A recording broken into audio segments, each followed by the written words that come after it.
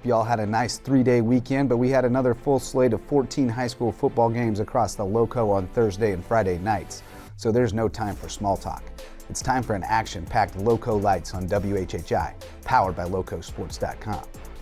We'll start with the game you can see on WHHI all week with Marcus Walsh and Kevin Libby on the call from Battery Creek, where Derrick Smalls Jr. had a big night, and Eddie Heyward and Nigil Fripp each scored twice to lead the Dolphins to a 41-26 win over John Paul II in an entertaining offensive contest. Bryant Jolley had a big night on the ground for JPII, and Allen Wolf and Thomas Gehm connected for a couple of long bombs. But Battery Creek gets it done for Coach Ed Susi's first win as a Dolphin. Across town at Beaufort High, it was the home opener for the Eagles, and Team Lowco's Wes Kerr was on hand for a game that was close until it wasn't. Samari Bonds had a big night, and Elias Johnson and Isaac Smalls broke long touchdown runs, but things snowballed quickly for Beaufort late, and Greenwood pulled away for a 37-18 win. It was the first varsity home opener in Hardyville in 12 years, and the Whale Ranch Warriors came in mad as hornets after last week's lopsided loss to Bluffton and rained on the Hurricanes parade. Jermon Bowers and Javion Harris each scored a pair of rushing touchdowns, and Dayon Brown and Kamarion Jones each added a TD on the ground, and the Warriors defense delivered a shutout on Coach Hatcher's birthday. Whale Branch rolls 42-0. Team Lowco's Max Araj rolled up to Walterboro, and Tony O'Banner treated him to a show. O'Banner ran wild for 260 yards and 3 touchdowns on 13 carries and completed all 7 of his passes for 94 yards and another score to lead the Rebels to a statement win, blanking Colleton Prep 33-0.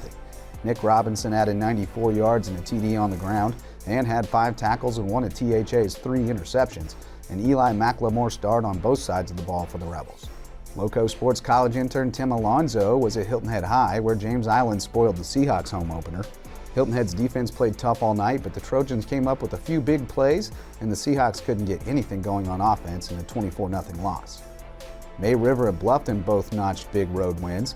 Asa Haskins rushed for 145 yards and a touchdown to lead a balanced ground game, and Hudson Flanagan, Xavier Polite, and Peter Nodelman were the anchors on a terrific team defensive effort as the Sharks won 28-21 at West Ashley to avenge a lopsided loss to the Wildcats a year ago. Andrew Johnson and Gage Duncan also added rushing touchdowns, and Duncan caught a touchdown pass, while May River forced 3 turnovers, including a game-sealing pick from A.J. Hamilton down the stretch. The Bobcats rolled to a 35-13 win at Andrew Jackson as Aiden McCarthy continued his torrid start to the season, going 15 of 24 for 210 passing yards and a touchdown with an interception, and adding 79 yards and 2 TDs on 10 carries. And Cordell Hawley rolled up 160 yards and a score on 20 totes. Carnell Warren snagged 6 passes for 86 yards and a touchdown, while Jacoby Saunders added a rushing TD and helped anchor the defense with 7 tackles and a sack.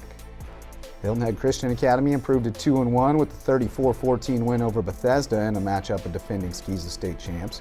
Reed McCollum had another big night for the Eagles, completing 31 of 40 passes for 321 yards and 2 TDs, with another 68 yards and 2 touchdowns on the ground.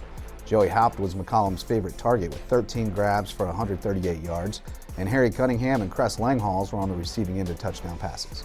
Hampton County routed Allendale Fairfax 33-0, 2 touchdowns from Javen Risher and another from Jalen Singletary, while Dietrich Schufert and Nick Underwood combined for 326 rushing yards and 5 touchdowns to lead Beaufort Academy to a 35-28 win at St. John's Christian. And Michael Tucker Mathis had a monster night to lead Patrick Henry to a 42-10 victory at Clarendon Hall. In other games around the Lowco, East Clarendon downed Ridgeland 32-14, Woodland beat Colleton County by the same score, and the Kings Academy routed Cross Schools 58-6. We'll be live at 9:30 p.m. every weeknight, so tune into the Lowco Media YouTube channel for all the local sports news you need all season long. For Lowco Sports and WHHI, I'm Justin Jarrett. Until next time, go Lowco.